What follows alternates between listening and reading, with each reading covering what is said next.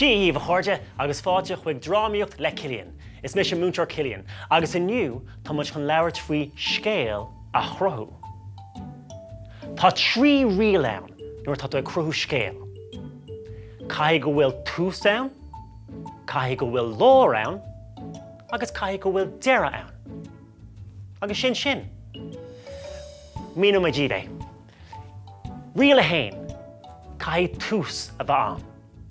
In san fhíse seo, an príomhriail ná go gcaithfidh tú cibé atá ann agus cá háit a bhfuil siad a léiriú. Mar shampla, dhá loch in san chiistin ag githe cáis. Cé atá ann? Dhá loch. Cé áit a bhfuil siad sa chiistin? Cad a dhéanamh acu ag githe cáis. Sin thús an scéal. Riail a dó, caithfidh go bhfuil cuimhlint sa lár. Cad is cuimhlint ann? Tá fhadhb a gcaithfidh tú a réiteach. Mar shampla, nílach píosa beag don cáis fáca, agus tá na dhá loch ag aragóint faoi, má tá ochras fós orthú. Caithfidh cuimhlint a bheith ann. Fhadhb go bhfuil ort a réiteach. Riail uimhir a trí, caithfidh réiteach a bheith ann. Tá fhadhb ann, caithfidh tú é a réitú. Mar shampla, na dhá loch.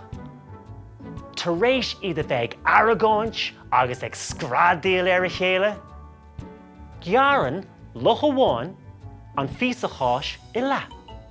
Sa chuí sin tá cáis acu beirt. Réiteach na fhadhbe.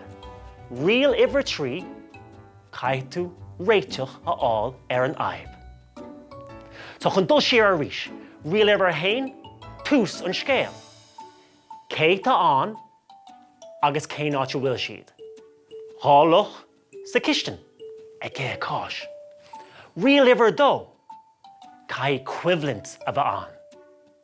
Cuimhlint, fhadhb a bhfuil ort a réiteach. Tá ochras orthú agus nílach píosa beag amháin cáis fáca. Riail uimhir trí, caithfidh réiteach a fháil ar an fhadhb. Gearan loch amháin an cáis i leith, sa chuí go bhfuil dhá píosa cháis an dóibh beirt. So sin é a chuirde na trí riail, thús, lár agus deireadh. One second. Is lums an cáis sin. Hey!